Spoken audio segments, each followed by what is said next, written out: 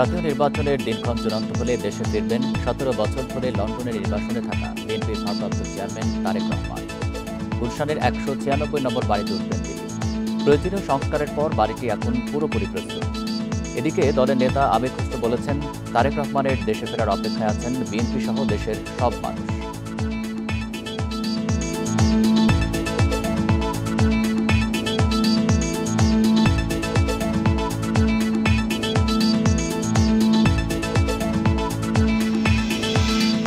এ নিয়ে বিস্তারিত প্রতিবেদন থাকছে সংবাদে।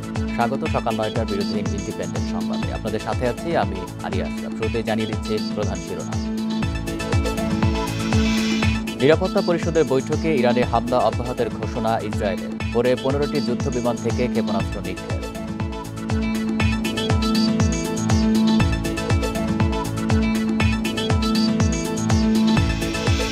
নিবন্ধন চেয়ে কাল ইস্যুতে আবেদন করবে এনসিপি। 2 বারের বেশি কেউ সভাপতি বা সাধারণ সম্পাদক নয়।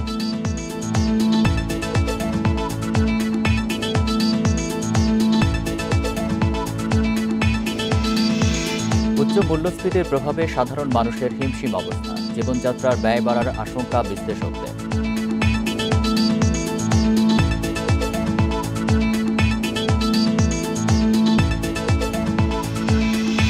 শুনছিলেন প্রধান শিরোনাম। সংবাদে এছাড়াও থাকছে, করোনার প্রকোপ বাড়লেও সারা দেশের হাসপাতালে নেই প্রস্তুতি। আইসোলেশন সেন্টার ও আইসিইউ এর তাগিদ।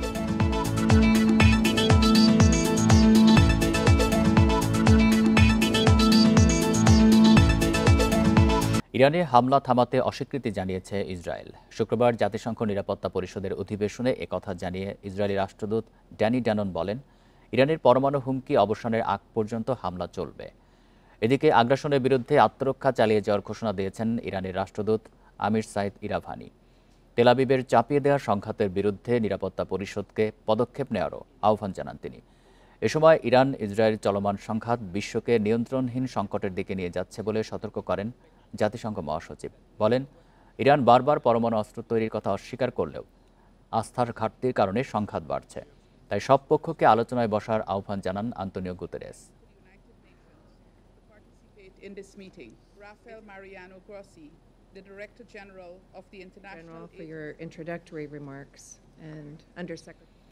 ইরান ইসরায়েল চলমান সংঘাতের মধ্যেই সুইজারল্যান্ডের জেনেভায় ইরানের পররাষ্ট্রমন্ত্রীর সঙ্গে বৈঠক করেছেন যুক্তরাজ্য, ফ্রান্স ও জার্মানির পররাষ্ট্রমন্ত্রীরা। বৈঠক শেষে ইরানের পররাষ্ট্রমন্ত্রী আব্বাস আরাকচি জানান, ইসরায়েল আগ্রাসন বন্ধ করলেই আবারও কূটনৈতিক সমাধান নিয়ে বিবেচনা করতে প্রস্তুত তেহরান। তবে ইরানের চালানো অপরাধের জন্য ইসরায়েলকে জবাবদিহি করতে হবে বলেও জানান তিনি। আরাকচি বলেন, ইরানের পারমাণবিক কর্মসূচি শান্তিপূর্ণ এবং এর উপর আক্রমণ আন্তর্জাতিক আইনের লঙ্ঘন। তাই তেহরান আত্মরক্ষার বৈধ অধিকার প্রয়োগ অব্যাহত রাখবে। শুক্রবারের বৈঠকে ইরান ইসরায়েলের সংঘাত বন্ধের কূটনৈতিক সমাধান নিয়ে আলোচনা করে সব পক্ষ। এদিন ইরানের রাষ্ট্রীয় গণমাধ্যম ইন্না জানিয়েছে, জেনেভার আলোচনায় ইরানের পররাষ্ট্রমন্ত্রীর সাথে ইউরোপীয় পররাষ্ট্রমন্ত্রীদের গুরুত্বপূর্ণ আলোচনা হয়েছে।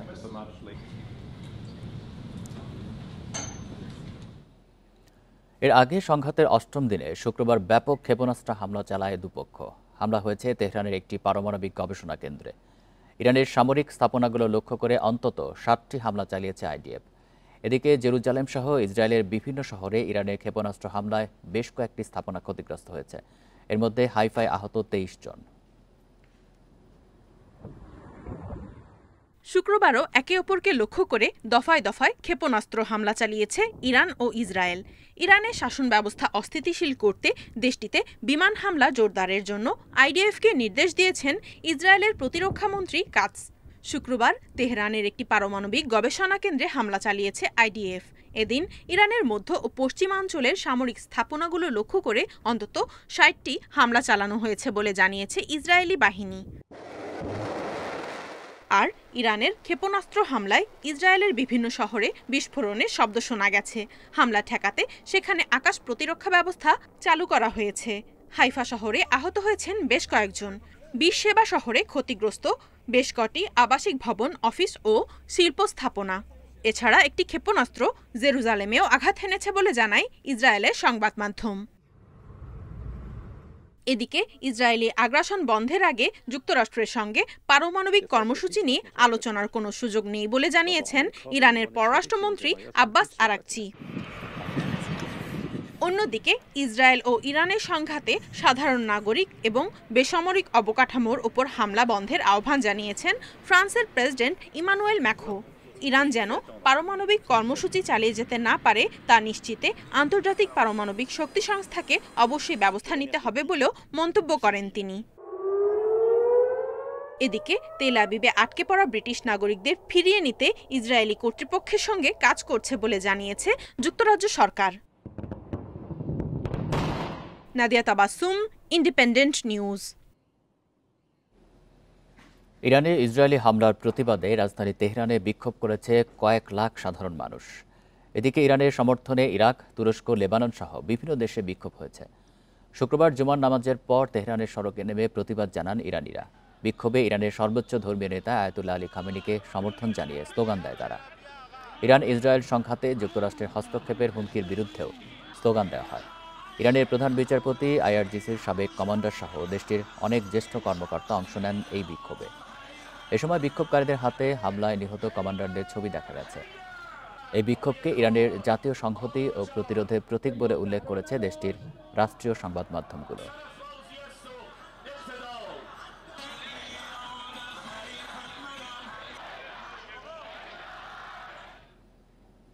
শিগগির ইরান ফিলিস্তিনে ইসরায়েলের হামলা বন্ধের দাবি জানিয়েছে খেলাফত মজলিস সহ বিভিন্ন ইসলামিক ও রাজনৈতিক সংগঠন। শুক্রবার বাদ-জুমা রাজধানীতে আয়োজিত সমাবেশে সংগঠনের নেতারা বলেন, আন্তর্জাতিক নিয়ম লঙ্ঘন করে মার্কিন সহায়তায় ইসরায়েল হামলা চালাচ্ছে, যা মেনে নেওয়া যায় না। গত 13 জুন ইরানের রাজধানী তেহরানে বড় ধরনের হামলা চালায় ইসরায়েল। এই হামলায় নিহত হন ইরানের বেশ কয়েকজন শীর্ষ সেনা কর্মকর্তা। এর পাল্টা হিসেবে ইরান 13 জুন গভীর রাতে তেল আবিব ও জেরুজালেমের দিকে একাধিক ক্ষেপণাস্ত্র নিক্ষেপ করে। কোনো ধরনের কারণ ছাড়াই ইরানে হামলার নিন্দা জানায় বিশ্বের বিভিন্ন দেশ।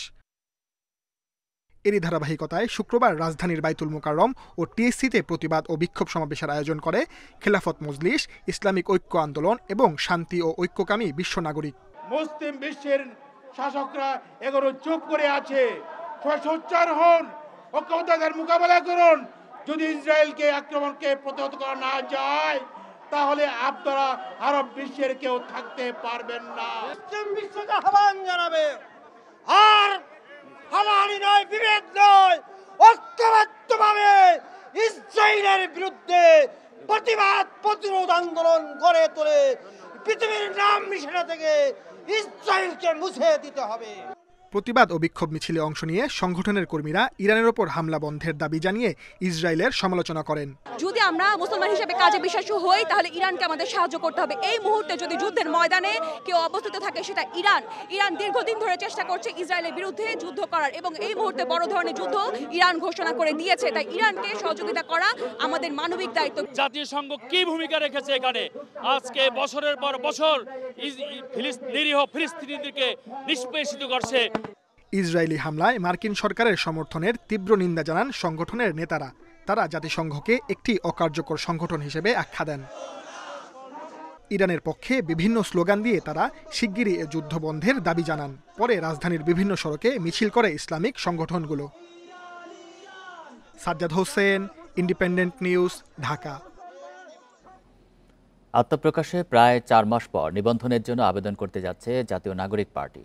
কাল নির্বাচন কমিশনে আবেদন করবে দলটি। তাদের খসড়া গঠনতন্ত্রও চূড়ান্ত হয়েছে। কেউ 2 বারের বেশি দলের সভাপতি ও সাধারণ সম্পাদক হতে পারবেন না। শুক্রবার সন্ধ্যায় রাজধানীর বাংলা মোটরে কেন্দ্রীয় কার্যালয়ে এসব সিদ্ধান্ত জানান সদস্য সচিব আক্তার হোসেন। আওয়ামী লীগ সরকার পতনের প্রায় 7 মাস পর আত্মপ্রকাশ করে আন্দোলনকারীদের রাজনৈতিক দল জাতীয় নাগরিক পার্টি। তারও প্রায় 4 মাস পর ষষ্ঠ সাধারণ সভায় নিবন্ধনের জন্য আবেদনের সিদ্ধান্ত নেয় দলটি। সদস্য সচিব আক্তার হোসেন সংবাদ সম্মেলন করে সাধারণ সভার সিদ্ধান্তগুলো জানান। দলের নিবন্ধনের বিষয়ে সার্বিকভাবে নির্বাচন কমিশনের সঙ্গে যোগাযোগের জন্য মুখ্য সমন্বয়ক জনাব নাসিরউদ্দিন পাটোয়ারি, যুগ্ম আহ্বায়ক জনাব খালিদ সাইফুল্লাহ, যুগ্ম সদস্য সচিব জনাব জহিরুল ইসলাম মুসাকে দায়িত্ব হস্তান্তর করা হয়। তিনি জানান, কেন্দ্রীয় কমিটির মেয়াদ হবে 3 বছর। মেয়াদের শেষ 90 দিনের মধ্যে আয়োজন করতে হবে পরবর্তী কাউন্সিল। কোনো একজন ব্যক্তি তার জীবদ্দশায় সর্বোচ্চ 2 বার সভাপতি সর্বোচ্চ 2 বার সাধারণ সম্পাদক নির্বাচিত হতে পারবেন। আমাদের যে কেন্দ্রীয় কমিটি গঠিত হবে সেই কেন্দ্রীয় কমিটি 3 বছর সময় প্রাপ্ত হবেন। এদিকে দলের নারী সদস্যদের নিয়ে বিভিন্ন গণমাধ্যম ও সামাজিক যোগাযোগ মাধ্যমে মিথ্যাচার করা হচ্ছে বলে অভিযোগ করে এনসিপি। আমাদের নারী সদস্যদেরকে এভাবে সোশ্যাল মিডিয়া অনলাইনে মিথ্যা তথ্যের উপরে, মন গড়া তথ্যের উপরে এভাবে তাদেরকে নিয়ে কুরুচিপূর্ণ যে মন্তব্য করা হয়েছে, এগুলোর বিরুদ্ধে ব্যবস্থা নেওয়ার জন্য আমাদের সিদ্ধান্ত আজকে গৃহীত হয়েছে। সেই সব মিডিয়ার বিষয়ে জাতীয় নাগরিক পার্টি প্রেস কাউন্সিলে অভিযোগ দায়ের করবে। একই সাথে বিদেশের মাটিতে বসে যারা বাংলাদেশের বর্তমান নারীদের নিয়ে নানা ধরনের কুরুচিকর মন্তব্য করছেন তাদের বিরুদ্ধেও বিদেশের সেসব সংশ্লিষ্ট দূতাবাসে এবং সেসব কর্তৃপক্ষের কাছেও অভিযোগ দায়ের করবে জাতীয় নাগরিক পার্টি। জুলাই অভ্যুত্থানকে ধারণ করে মাসব্যাপী বিভিন্ন কর্মসূচি পালনের কথাও জানিয়েছেন দলটির নেতারা। জাহিদুল ইসলাম, ইন্ডিপেন্ডেন্ট নিউজ, ঢাকা। আগামীতে ফ্যাসিবাদ বিরোধী সব শক্তিকে সঙ্গে নিয়ে ঐকমত্যে সরকার গঠন করা হবে বলে জানিয়েছেন বিএনপির যুগ্ম মহাসচিব শহীদুদ্দিন চৌধুরী আনি। শুক্রবার জগন্নাথ বিশ্ববিদ্যালয়ে আয়োজিত এক আলোচনা সভায় একথা জানান তিনি। বলেন, শুধু নির্বাচনের জন্য নয়, জুলাই আন্দোলন ছিল ফ্যাসিবাদ ধ্বংস করে গণতন্ত্র প্রতিষ্ঠার আন্দোলন। গুম, খুন, নির্যাতনের বিরুদ্ধে মানুষের দীর্ঘদিনের ক্ষোভ থেকেই এই অভ্যুত্থানের জন্ম। এ সময় জামাতে ইসলামী ঢাকা মহানগরের নেতা শফিকুল ইসলাম মাসুদ বলেন, সাংবাদিকরাও জুলাই আন্দোলনে গুরুত্বপূর্ণ ভূমিকা রেখেছে। সত্য ও ন্যায়ের পথে গণমাধ্যমকে সবসময় সোচ্চার থাকার আহ্বান জানান তিনি।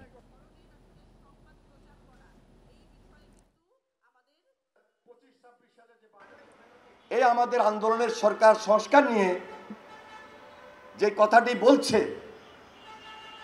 যে দ্বিকক্ষ বিশিষ্ট পার্লামেন্ট সবাই মিলে আজকে আমরা একত্রিত হয়েছি, সবাই মিলে আমরা ভবিষ্যতে সুযোগ পেলে জাতীয় ঐক্যমত্যের সরকার গঠন করব।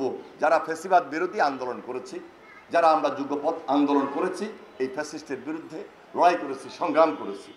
রাজনীতিবিদরা যেমন রাজনৈতিক অঙ্গনে সন্ত্রাসের মোকাবেলা করবে, কলম সৈনিকেরা আপনারা আপনাদের হাতের কলম দিয়ে আগামী দিনেও কোনো ফ্যাসিবাদকে কেউ লালন করতে চাইলে আমরা মাঠের কর্মী, মাঠ যোদ্ধা হিসাবে, আপনাদের কলম সৈনিক হিসাবে 2 জায়গায় একত্রিত হয়ে মাঠ যোদ্ধা, কলম যোদ্ধারা আগামী দিনের যে কোনো ফ্যাসিবাদকে আমরা মোকাবেলা করব।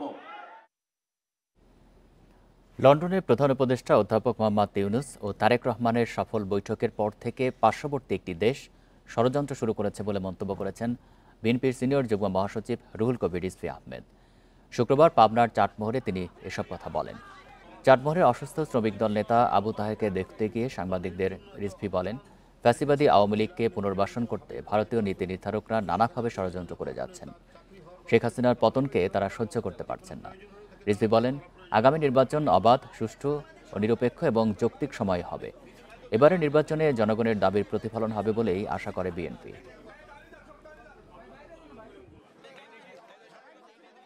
যে চক্রান্ত, ষড়যন্ত্র এখনো কমছে না। পার্শ্ববর্তী দেশ তারা যখনই দেখেছে ডক্টর ইউনূস সাহেব এবং তারেক রহমান সাহেবের বৈঠক হয়েছে, এখন আমাদের ভারপ্রাপ্ত চেয়ারম্যান তারেক রহমানের নামে অসংখ্য কুৎসা এবং অপপ্রচার সেখান থেকে চালানো হচ্ছে।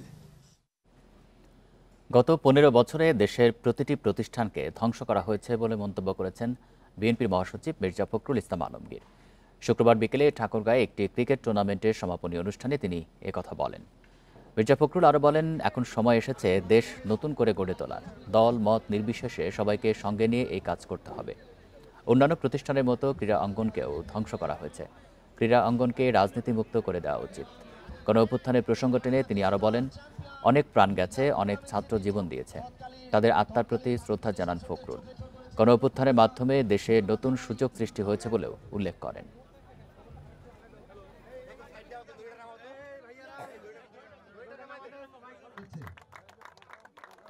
যে দেশটা আমার, এটা অন্য কারো নয়। এই দেশটাকে গড়ে তোলার দায়িত্ব আমাদের। গত 15 বছরে এই দেশের প্রতিটি প্রতিষ্ঠানকে ধ্বংস করা হয়েছে। এখন সময় এসেছে এটাকে নতুন করে আবার গড়ে তুলবার। বিএনপির ভারপ্রাপ্ত চেয়ারম্যান তারেক রহমান দেশে ফেরার তারিখ শিগগিরই জানা যাবে বলে জানিয়েছেন আমির খসরু মাহমুদ চৌধুরী। তিনি বলেন, তাকে বরণ করতে জোর প্রস্তুতি চলছে। এজন্য বিএনপি সহ দেশের সব মানুষ অপেক্ষা করছে বলেও মন্তব্য করেন তিনি। শুক্রবার বিকেলে রাজধানী কাঁটাবনে গণফোরামের প্রয়াত সভাপতি মোস্তফা মহসিন মন্টুর স্মরণে মিলাদে অংশ নিয়ে এসব কথা বলেন আমির খসরু। এছাড়া পোস্টার বাতিল, নির্বাচন সংক্রান্ত আরপিও সংশোধনের বিষয়ে সব রাজনৈতিক দলের সাথে আলোচনা করে নির্বাচন কমিশন সিদ্ধান্ত নেবে বলেও প্রত্যাশা করেন তিনি। এদিকে 22 জুন বিএনপি নেতৃবৃন্দের চীন সফরে দুই দেশের পুরনো সম্পর্ক আরও জোরদার হবে বলেও আশাবাদ জানান আমির খসরু মাহমুদ চৌধুরী। উনি দ্রুত দেশে আসবেন এবং ওনার প্রস্তুতি চলছে দেশে আসার। দেশের মানুষ, বিএনপি, জনগণ সবাই ওনার অপেক্ষায় আছে, ওনার প্রতীক্ষায় আছেন। উনি সেটা ভালোভাবে বুঝেন, উনি প্রস্তুতি নিচ্ছেন। যে কোনো সময় উনি একটি দিনক্ষণ সিদ্ধান্ত নিয়ে দেশে চলে আসবেন। জাতীয় নির্বাচনের দিনক্ষণ চূড়ান্ত হলে দেশে ফিরবেন 17 বছর ধরে লন্ডনের নির্বাসনে থাকা বিএনপির ভারপ্রাপ্ত চেয়ারম্যান তারেক রহমান। উঠবেন রাজধানীর গুলশানের 196 নম্বর বাড়িতে। তারেক রহমানের থাকার উপযোগী করতে প্রয়োজনীয় সংস্কারের পর বাড়িটি এখন পুরোপুরি প্রস্তুত।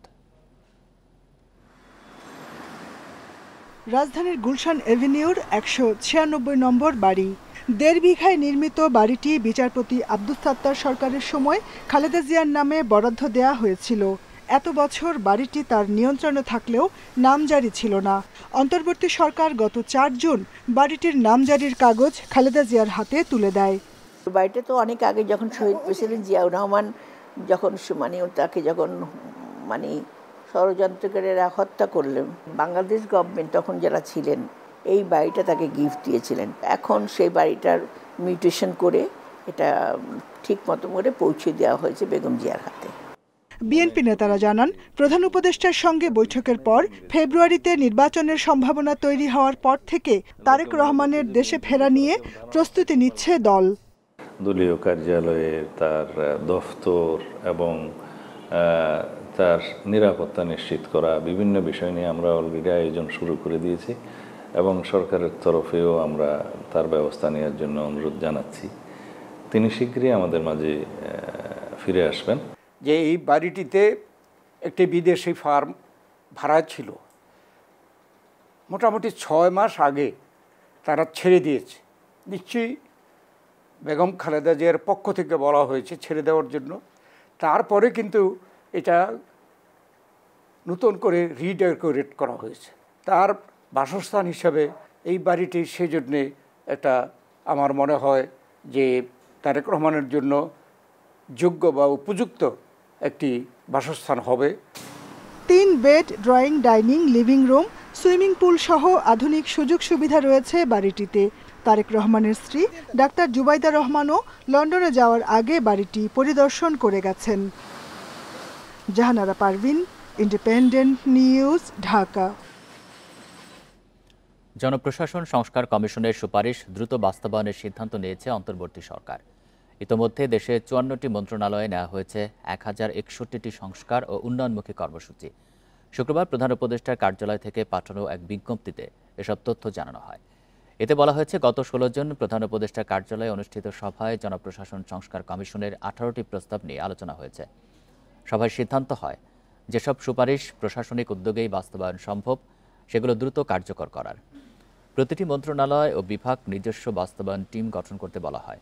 নির্ধারিত সময়ের মধ্যে কাজ শেষ করার নির্দেশও দেওয়া হয়। কার্যক্রম তদারকিতে প্রধান উপদেষ্টা কার্যালয়ের সচিবের নেতৃত্বে একটি তদারকি টিম কাজ করবে, যারা মন্ত্রণালয়গুলোর সঙ্গে নিয়মিত যোগাযোগ করে প্রয়োজনীয় সহায়তা দেবে। পাশাপাশি মন্ত্রিপরিষদ বিভাগও সংস্কার কার্যক্রম তদারকির দায়িত্ব পালন করবে বলেও জানানো হয় বিজ্ঞপ্তিতে।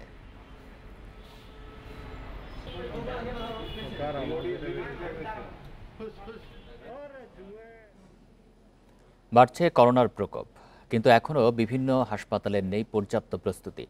করোনা আইসোলেশন সেন্টারের পাশাপাশি বেশিরভাগ হাসপাতালে নেই আইসিইউ এর ব্যবস্থা, রয়েছে জনবল সংকট। তবে হাসপাতাল কর্তৃপক্ষের দাবি, দ্রুতই সব প্রস্তুতি শেষ হবে। লালমনিরহাট সদর হাসপাতালে রয়েছে 10 শয্যার আইসোলেশন সেন্টার। তবে হাসপাতালটিতে নেই কোনো আইসিইউর সুবিধা, এমনকি করোনা শনাক্তের জন্য নেই পিসিআর ল্যাবও। বরিশাল শেরেবাংলা মেডিকেলে 2টি পিসিআর ল্যাব সহ বিভিন্ন মেশিনারিজ অকেজো থাকায় ব্যাহত হচ্ছে চিকিৎসা সেবা। করোনা আমাদের কি করবে, লালমিরহাট মেডিকেলে আমাদের কোনো চিকিৎসা সেরকম নাই। করোনা শেষ হওয়ার পরে ওই সফটওয়্যারটা নতুন করে সংশোধন করা হয় নাই, যার কারণে মেশিনগুলো অচল অবস্থায় পড়ে আছে। কিশোরগঞ্জে একমাত্র করোনা বিশেষায়িত হাসপাতাল শহীদ সৈয়দ নজরুল ইসলাম মেডিকেলে রয়েছে 7টি মাত্র আইসিইউ বেড। তবে কিছু যন্ত্রপাতির অভাবে তা চালু করা যাচ্ছে না। এখানে শুধু হাই ফ্লো অক্সিজেন আছে, তার সাথে ওই বেডের চারপাশে আরও যন্ত্রপাতির প্রয়োজন আছে, সেই যন্ত্রপাতিগুলো নাই। এবং এখানে আমার জনবল দরকার, বিশেষ করে ডাক্তার দরকার। প্রকোপ বাড়লেও এখনও পর্যাপ্ত প্রস্তুতি নেই লক্ষ্মীপুর সদর হাসপাতালে। হাসপাতালটিতে নেই কোনো আইসোলেশন সেন্টার। করোনার অত্যাধুনিক যন্ত্রপাতিগুলো নাই। আমার মনে হয় এখনো এভাবে প্রস্তুত করা হয় নাই, এটাকে যথাযথ ব্যবস্থা নেওয়া দরকার। নওগাঁ হাসপাতালে নেই করোনা রোগীদের জন্য আলাদা ওয়ার্ড, ইমার্জেন্সি রোগীদের জন্য নেই আইসিইউর ব্যবস্থাও। মেনটেন করার জন্য যে একজন এক্সপার্ট লাগে, যারা আগে ছিলেন, মাঝখানে করোনা না থাকাতে আবার তাদেরকে উইথড্র করে নেওয়া হয়েছে। তো এই ধরনের জনবলকে আবার আশা করি আমাদের মাঝে রিডিস্ট্রিবিউট করা হবে। দিনাজপুর মেডিকেল কলেজে 50 বেডের আইসোলেশন সেন্টার প্রস্তুত করা হচ্ছে। প্রাথমিকভাবে কাজ শুরু হয়েছে 20টি বেডের। এদিকে যশোর সদর হাসপাতালে একটি আইসোলেশন সেন্টার খোলা হয়েছে। আইসিইউতে রিজার্ভ রাখা হয়েছে একটি বেড। এছাড়া উপজেলা স্বাস্থ্য কমপ্লেক্সেও পরিস্থিতি অনুযায়ী আইসোলেশন ওয়ার্ড প্রস্তুতের নির্দেশ দেওয়া হয়েছে। তাপস সরকার, ইন্ডিপেন্ডেন্ট নিউজ। উচ্চ মূল্যস্ফীতির প্রভাবে যেখানে মানুষ হিমশিম খাচ্ছেন, সেখানে বাজেটে বাড়তি করের বোঝা মানুষকে নতুন করে চিন্তায় ফেলেছে। নিত্য প্রয়োজনীয় পণ্যের ভ্যাট হার বাড়িয়ে দেয়ায় সংসার খরচ বাড়বে মধ্যবিত্তের। বিশ্লেষকরা বলছেন, সরকার রাজস্ব আয় বাড়াতে গিয়ে আয়করের হার বাড়িয়েছেন, যার নেতিবাচক প্রভাব পড়বে মধ্যবিত্তের জীবনযাত্রায়।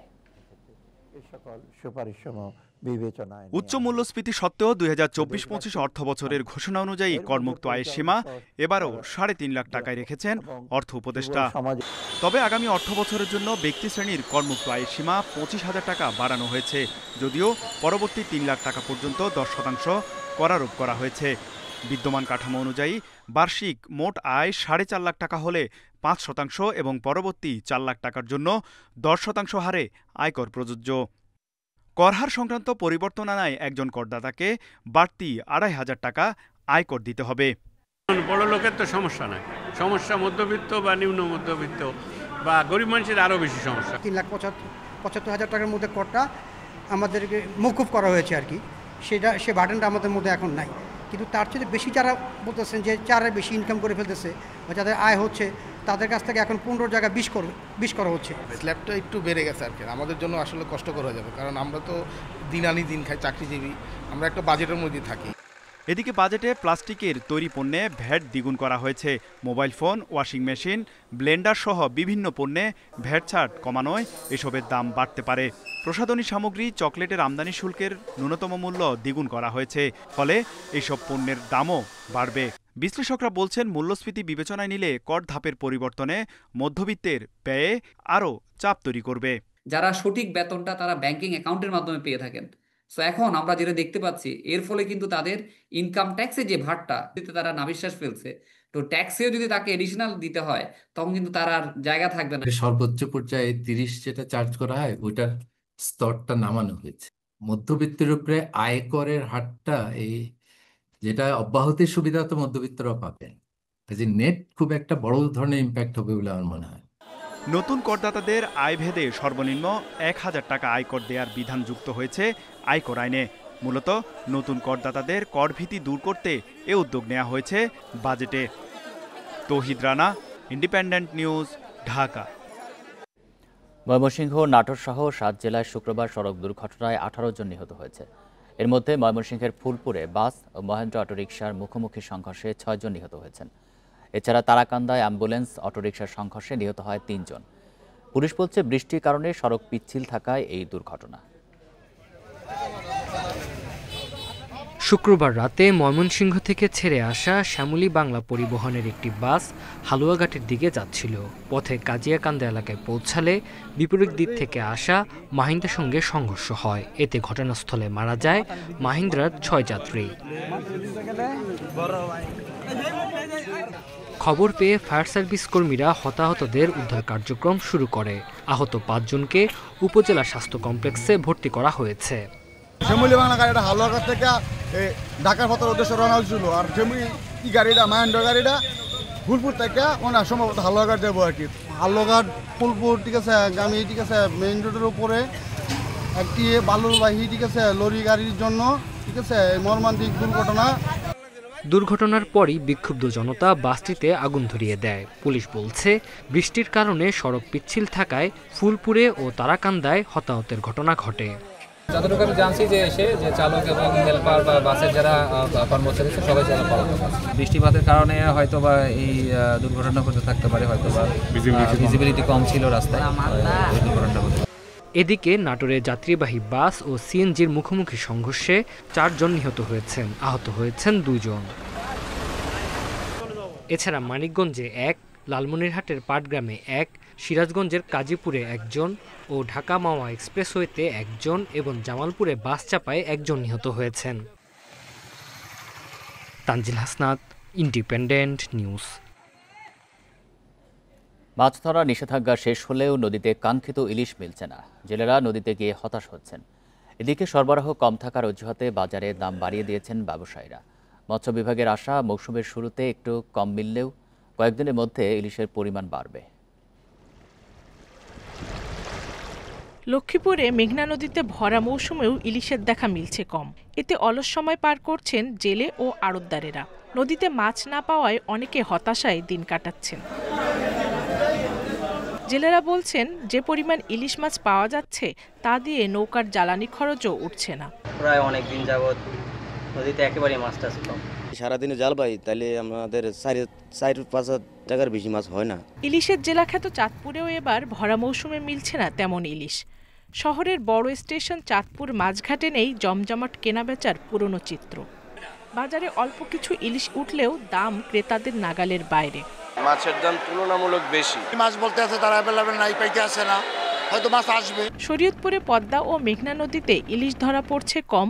এছাড়া দাম বেশি হওয়ায় অনেক ক্রেতাই কিনতে না পেরে হতাশ হয়ে ফিরে যাচ্ছেন বলে জানালেন ব্যবসায়ীরা। নদীতে যদি মাছ ভরপুর থাকে, জেলে যদি মাছ বেশি পায়, অটোমেটিক দাম কমতে থাকে। এখন আমদানি অনেক কম, এখন ডেলি ঘাটে 40-50 মণ মাছ টোটাল আসে। মৎস্য বিভাগ বলছে নদীতে নাব্যতা সংকট, ডুবোচরের কারণে ইলিশ চলাচল বাধা সৃষ্টি হচ্ছে।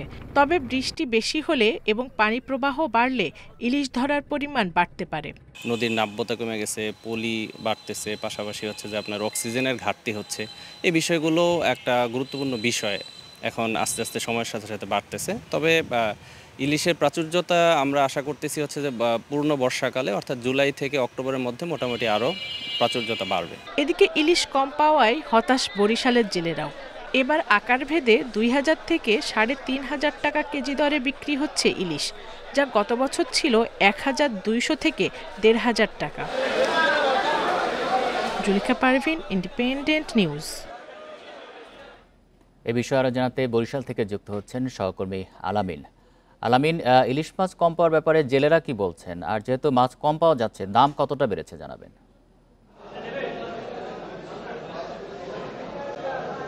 জি, যদি দাম দিয়ে শুরু করি, আসলে গত 3 দিন আগে যে আমরা দাম দেখেছি তার চেয়ে কিন্তু কয়েকশো টাকার চেয়ে বেশি, কয়েকশো টাকা ভালো হতো, কিন্তু কয়েক হাজার টাকাও কিন্তু ইতিমধ্যে বেড়েছে। আমরা সকালে বরিশাল নগরীর পোর্ট রোড মোকামে এসেছিলাম। ইলিশের যে সংকট, সেই সংকটটি কিন্তু আরও তীব্র হয়েছে। এখানে কিন্তু সকাল থেকে আমরা এসে দেখেছি এখন পর্যন্ত কিন্তু একটি ট্রলারও কিন্তু এই ঘাটে এসে পৌঁছায়নি, যার ফলে কিন্তু মাছও এখানে নামেনি। এবং যে মাছগুলো রয়েছে সেগুলো কিন্তু গত 3 দিন আগে যে প্রতি মণ ইলিশ এলসি অর্থাৎ 900 গ্রামের ইলিশ বিক্রি হয়েছে 77,000 টাকা, সেই ইলিশ কিন্তু আজকে চলছে 80,000 টাকা, অর্থাৎ 3,000 টাকা কিন্তু 900 গ্রামের যে ইলিশগুলো রয়েছে সেখানে কিন্তু বেড়েছে।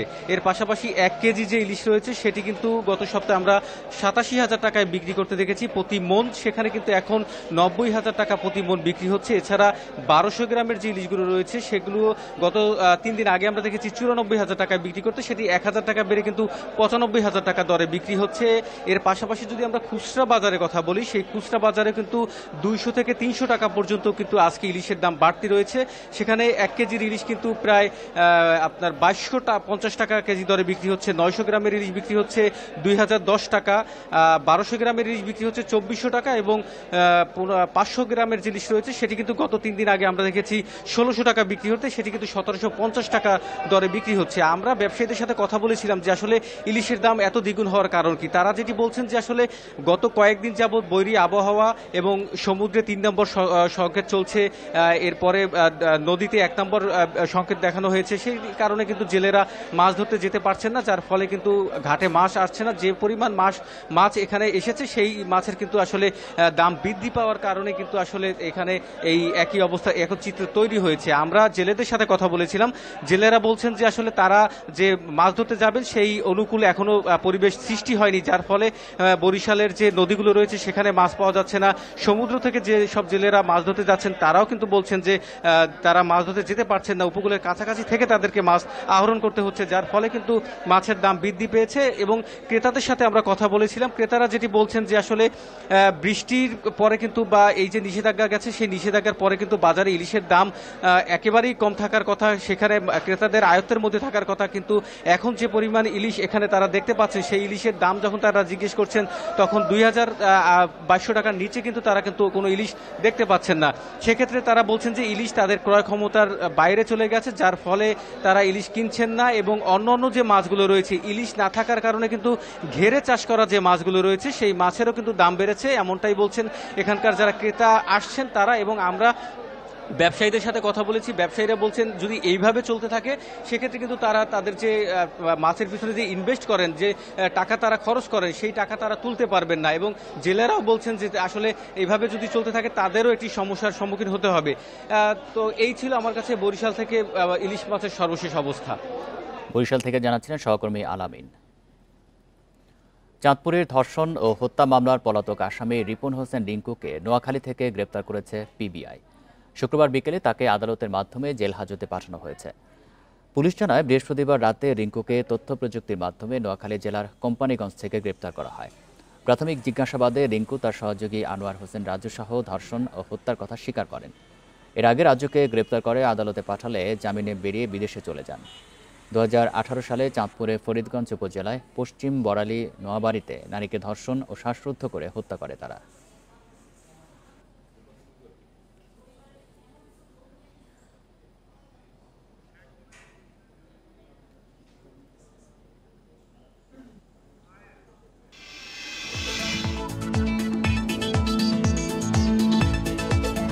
রাঙ্গামাটিতে প্রথমবারের মতো দেখা মিলেছে গোলাপি রঙের হাতি। গত 13 জুন রাঙ্গামাটির বরুণাছড়িতে কাপ্তাই লেক সাঁতরে পার হয় 8টি বন্য হাতি। স্থানীয় এলিফ্যান্ট টিমের সদস্যদের ধারণ করা ভিডিওতে দেখা মেলে গোলাপি রঙের হাতি শাবকের। বরকলের পাহাড় ও লেকে মা হাতির সাথে বেড়ে উঠছে 2 মাস বয়সী এই হাতিটি। চামড়ায় রঞ্জক পদার্থের স্বাভাবিক উপস্থিতি না থাকার কারণে হাতির এমন রং বলছেন বন্যপ্রাণী গবেষকেরা।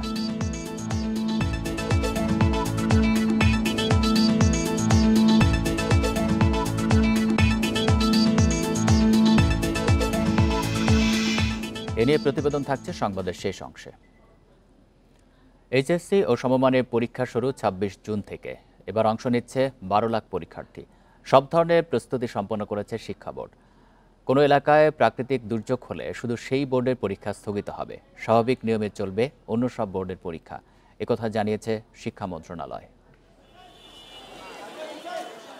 স্বাভাবিক শিক্ষাসূচি অনুযায়ী এপ্রিলে অনুষ্ঠিত হয় এইচএসসি পরীক্ষা, কিন্তু করোনার কারণে 2020 সাল থেকে এলোমেলো হয়ে গেছে সেই সূচি। এবার এইচএসসি পরীক্ষা শুরু হচ্ছে 26 জুন থেকে। এ সময় দেশের অনেক অঞ্চল বন্যার কবলে পড়ে। এজন্য শিক্ষা বোর্ড বলছে যে অঞ্চলে বন্যা হবে শুধু সেখানেই পরীক্ষা স্থগিত হবে, অন্য বোর্ডের পরীক্ষা চলবে স্বাভাবিকভাবেই। আলাদা আলাদা প্রশ্নে পরীক্ষা হয়, ফলে কোনো অঞ্চলে কোনো বোর্ডে ব্যাপকভাবে বন্যা হলে ওই বোর্ডের পরীক্ষাটা বন্ধ করে বাকি বোর্ডগুলো চলতে থাকে। ইভেন একটা বোর্ডের কোনো অঞ্চলে বন্যা হলে সেই অঞ্চলটা অফ রেখে বাকিগুলোও চলতে থাকে। পরবর্তীতে তাদের জন্য নতুন প্রশ্নে পরীক্ষার ব্যবস্থা করা হয়। এবার এইচএসসি পরীক্ষায় অংশ নিচ্ছে 12,51,111 জন। এর মধ্যে 9টি সাধারণ শিক্ষা বোর্ডের অধীন এইচএসসি পরীক্ষার্থী 10,55,000-এর বেশি। আলিমে এবার পরীক্ষার্থী 86,000-এর বেশি।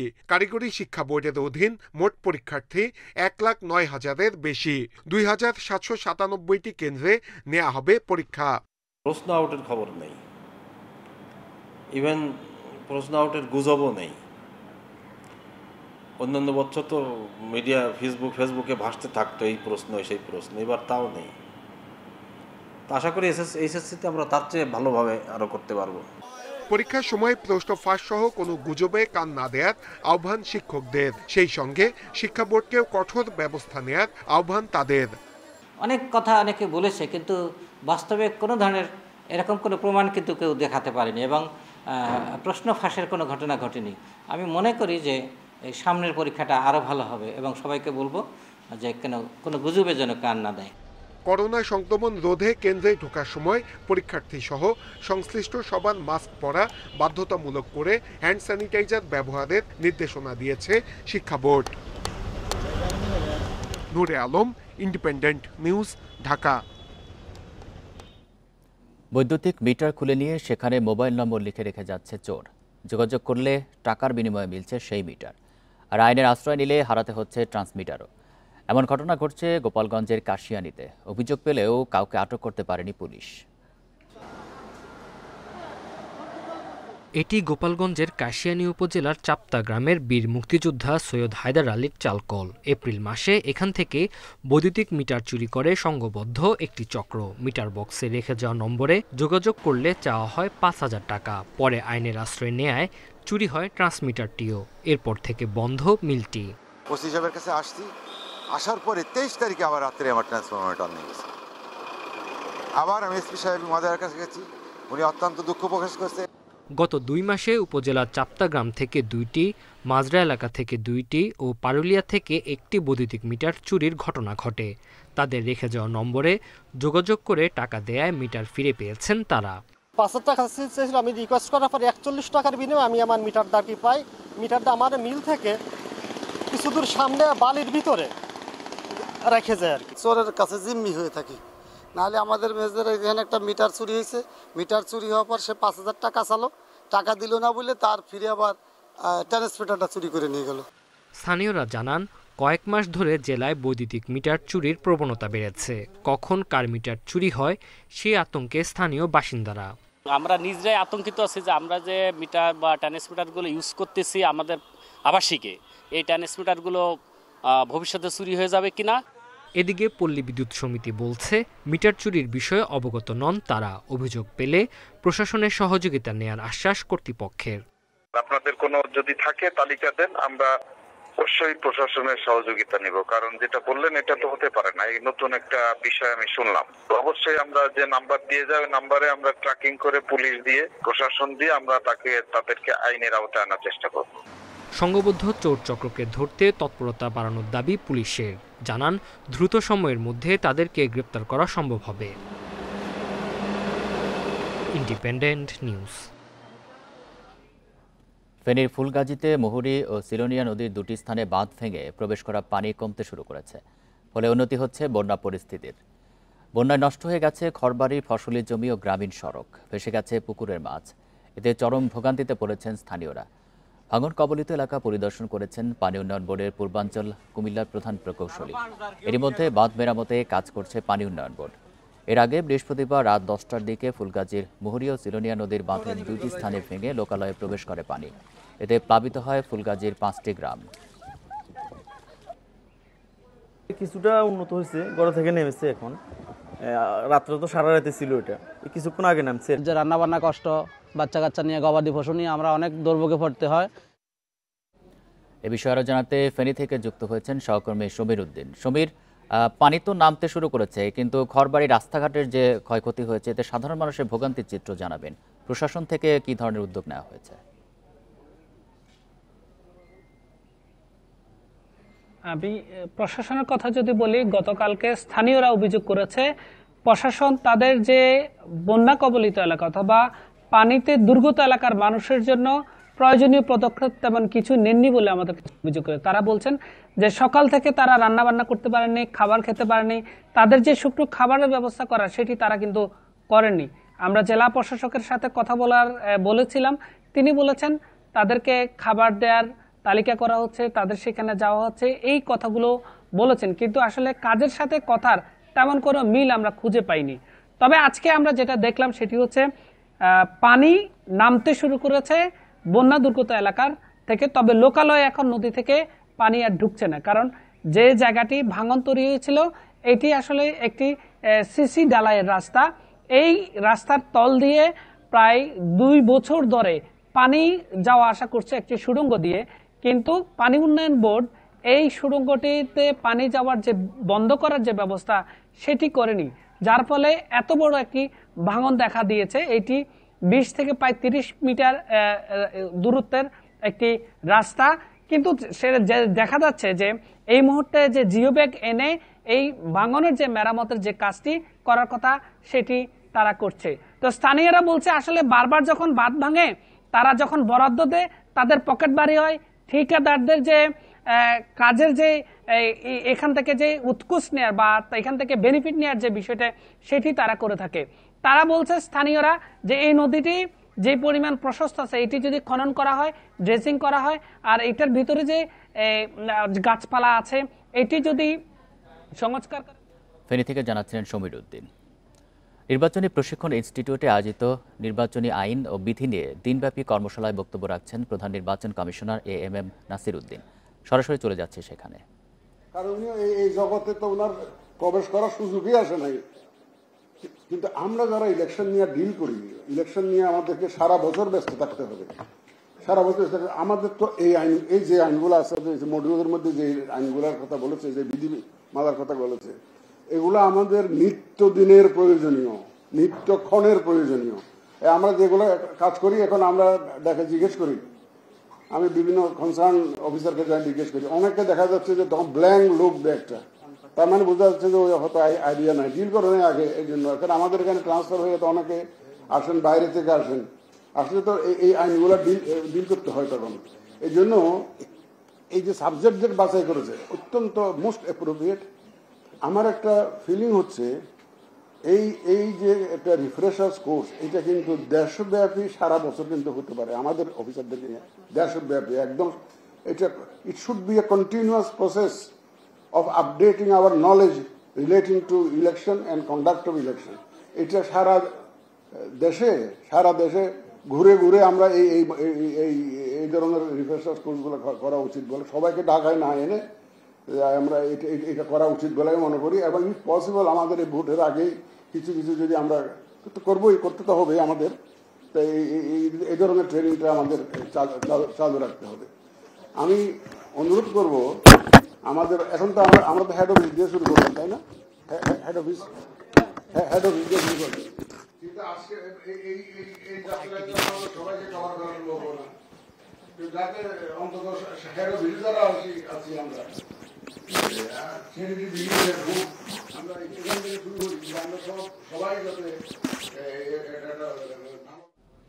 বক্তব্য রাখছিলেন প্রধান নির্বাচন কমিশনার। আমরা সরাসরি সেখানে ছিলাম।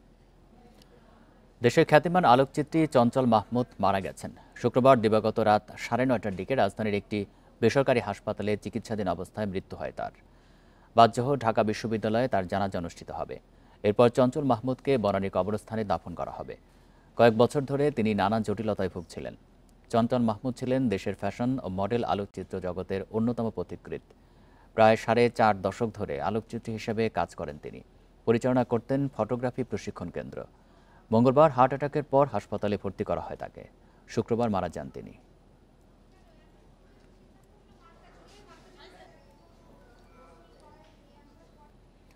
রাঙ্গামাটিতে প্রথমবারের মতো দেখা মিলেছে গোলাপি রঙের হাতি। বরকলের পাহাড় ও লেকে মা হাতির সাথে বেড়ে উঠছে 2 মাস বয়সী হাতির শাবক। চামড়ায় রঞ্জক পদার্থের স্বাভাবিক উপস্থিতি না থাকার কারণে হাতির এমন রং বলছেন বন্যপ্রাণী গবেষকেরা। গত 13 জুন রাঙ্গামাটির বরকল উপজেলার বরুণাছড়িতে কাপ্তাই লেক সাঁতরে পার হয় 8 সদস্যের বন্য হাতির দল। স্থানীয় এলিফ্যান্ট টিমের সদস্য মোহাম্মদ জাহাঙ্গীর ভিডিওটি ধারণ করলে সেখানে গোলাপি রঙের হাতি শাবকের উপস্থিতি পাওয়া যায়। পরে তা সামাজিক যোগাযোগ মাধ্যমে ছড়িয়ে পড়ে। স্থানীয়রা জানান এর আগে কখনো এই রঙের হাতি দেখা যায়নি। যখন আমার বাড়ির পাশ দিয়ে হাতি যাচ্ছে আমি প্রথম ফার্স্ট ভিডিও করি, ভিডিও তো করার পর দেখতেছি একটা লাল কালারের গোলাপি কালারের একটা বাচ্চা। 2 বছর 3 বছর পর পরে একটা বাচ্চা হয় এবং এগুলা নিরাপত্তা থাকার কারণে এগুলা সুরক্ষা পায়। চামড়ায় যে রঞ্জক পদার্থ থাকা দরকার সেটা যদি স্বাভাবিক না হয় সেক্ষেত্রে অনেক সময় ফ্যাকাশে বা গোলাপি রঙের হয় বলে জানিয়েছে বন্যপ্রাণী গবেষকরা। বাংলাদেশের বনাঞ্চলে এই রঙের হাতি এবারই প্রথম দেখা গেছে।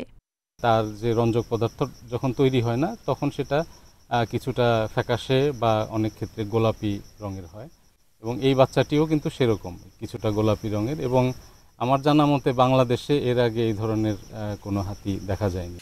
হাতি ও মানুষের দ্বন্দ্ব নিরসন ও হাতির সুরক্ষায় রাঙামাটির উত্তর বন বিভাগ বেশ কয়েক বছর ধরে কাজ করছে। এছাড়া বরকল ও লংগদুতে কাজ করছে এলিফ্যান্ট রেসপন্স টিমের সদস্যরাও। অক্লান্ত পরিশ্রম করে হাতিগুলোকে সুরক্ষিত রেখেছে। যে কোনো জায়গায় দুর্ঘটনা বা কোনো কিছু ক্ষয়ক্ষতি হলে তাৎক্ষণিকভাবে আমাদের সাথে ইআরটি সদস্যরা যোগাযোগ রাখে। আমরাও জনগণের সাথে, ইউনিয়ন পরিষদের চেয়ারম্যানের সাথে, স্থানীয় মেম্বারদের সাথে এবং গ্রামবাসীর সাথে তাৎক্ষণিকভাবে বিভিন্নভাবে আমরা যোগাযোগে রাখি। নতুন শাবক সহ রাঙামাটির বরকল ও লংগদুতে বর্তমানে 14টি এশিয়ান বন্য হাতি রয়েছে। Independent news. এই ছিল এখনকার সংবাদ। ইন্ডিপেন্ডেন্ট টেলিভিশনের সব খবরের আরো বিস্তারিত জানতে চোখ রাখুন ফেসবুক, ইউটিউব এবং এক্সে। ধন্যবাদ সবাইকে।